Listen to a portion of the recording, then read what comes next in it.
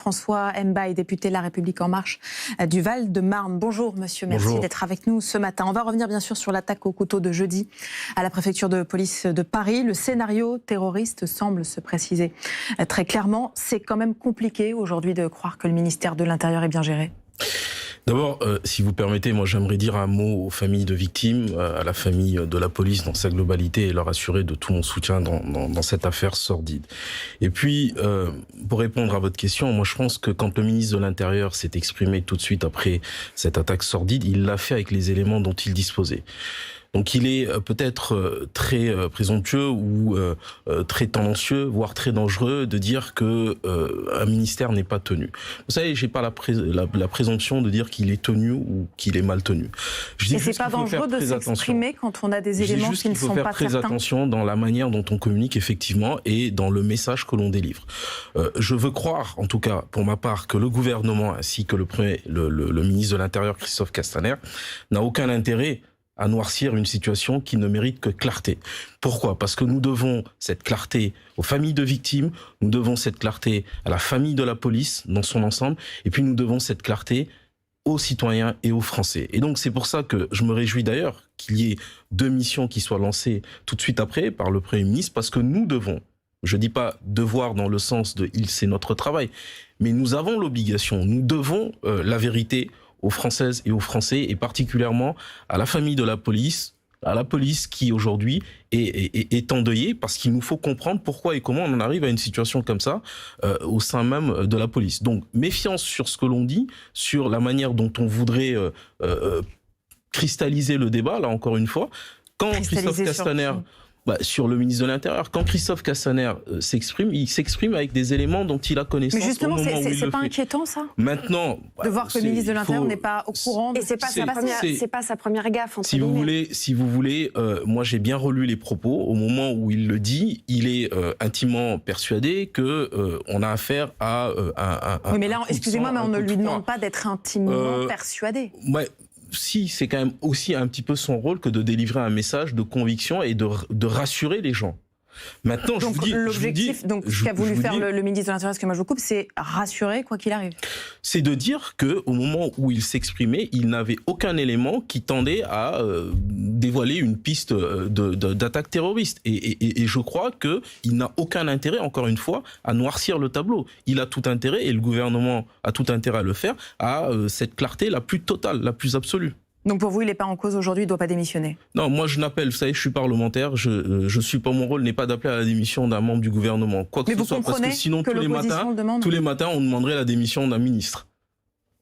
Non, pas tous les matins, parce que là la situation est quand même particulière, c'est quand même très différent. Oui, mais vous comprenez que l'opposition le demande. J'entends ce que l'opposition me dit, mais il faut aussi que l'opposition entende ce qu'on a à dire sur cette affaire-là. C'est-à-dire qu'au moment où, encore une fois, on s'exprime juste après les faits, il y a une immédiateté de prise de parole de Christophe Castaner. Là où je peux... C'était une erreur, là, s'il vous plaît, j'étais pas là au moment où il le disait. Erreur ou pas, moi je dis peut-être que dans la communication, on aurait pu s'enquérir d'autres éléments, mais de là à dire qu'il ne sait rien, le ministère de l'Intérieur n'est pas tenu, vous comprendrez qu'indépendamment même du fait que j'appartienne à une majorité, j'ai quand même ma liberté de parole et je dis ce que je pense, je ne suis pas dans ce registre. Vous demandez une commission d'enquête parlementaire ? Il faut que la clarté se fasse sur ce point-là. Et donc si ça doit passer par une commission parlementaire, donnons la clarté aux citoyens, rendons-leur la vérité sur cette affaire-là, mais comme sur tant d'autres sujets. Autre sujet, justement, la manif pour tous qui redescend dans la rue aujourd'hui pour dire non à la PMA. Vous êtes pour. Ça vous inspire quoi, cette manifestation aujourd'hui ? Écoutez, ils sont en train de refaire exactement ce qui s'est passé au moment du mariage pour tous, en délivrant finalement, quelquefois, un message de contresens et de contre-vérité sur cette affaire-là. Sur cette affaire de la PMA, elle est consacrée, elle est encadrée par les lois de bioéthique, d'accord ? Ce que ce gouvernement et ce que cette majorité est en train de faire, c'est finalement de l'étendre à un public autre que les couples hétérosexuels, les femmes, les couples de femmes et les femmes seules. Bon, quand on a dit ça, qu'est-ce qu'on fait et comment on le fait ?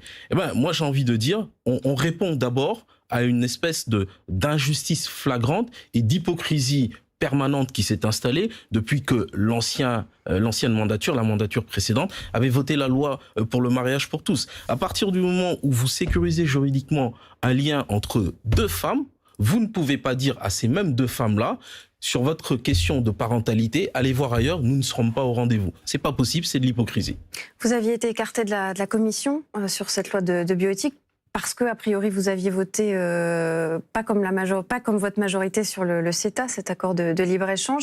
Est-ce que quand on est député de la majorité aujourd'hui, sur ces sujets très polémiques, on peut vraiment penser ce qu'on veut? Oui, on peut penser ce qu'on veut. On peut même faire adopter des amendements, puisque j'ai fait adopter un certain nombre d'amendements, que ce soit de cohérence juridique, mais aussi des amendements qui ont améliorer le texte. Donc on peut s'exprimer librement. Et si vous me posez la question, vous pensez peut-être à ce fameux amendement qui a été voté jeudi soir sur la GPA, où on nous demande de revenir sur une nouvelle délibération. Moi, je crois qu'il faut être là aussi très sérieux.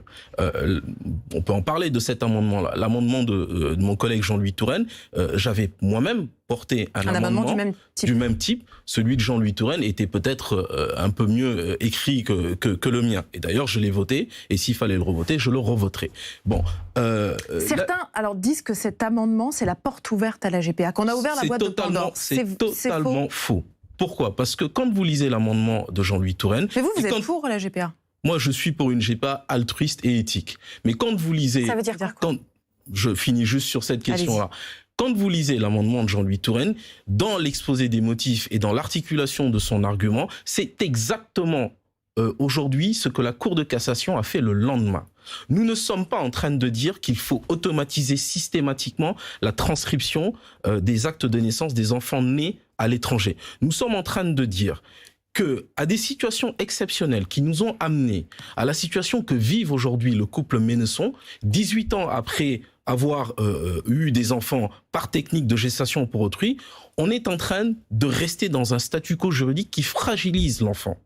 Et qu'est-ce qu'a dit la Cour de cassation? Au-delà de l'avis qu'elle a rendu, au-delà de l'arrêt, elle a dit deux choses. Elle a dit une première chose, oui, le mécanisme pour ces enfants-là, pour établir le lien de filiation, c'est bien évidemment la transcription, mais que quand l'État dure un peu trop longtemps, et que la mère d'intention est obligée de passer par ce qu'on en appelle une délégation d'autorité parentale du père qui est reconnu, lui, biologiquement comme le père de ces enfants-là, ben ça amène à des situations qui sont totalement grotesques et qui sont totalement insécuritaires pour les enfants. Et donc l'amendement de Jean-Louis Touraine disait « Profitons de ce texte de loi qui est le bon véhicule pour pouvoir au moins sécuriser » tout en gardant la faculté. Vous savez que quand il y a des enfants qui sont nés à l'étranger, l'officier d'état civil a toute prérogative pour mener une enquête pour savoir dans quelles conditions cet enfant est né. Merci beaucoup Jean-François Mbaye d'avoir été notre invité ce matin sur France Info.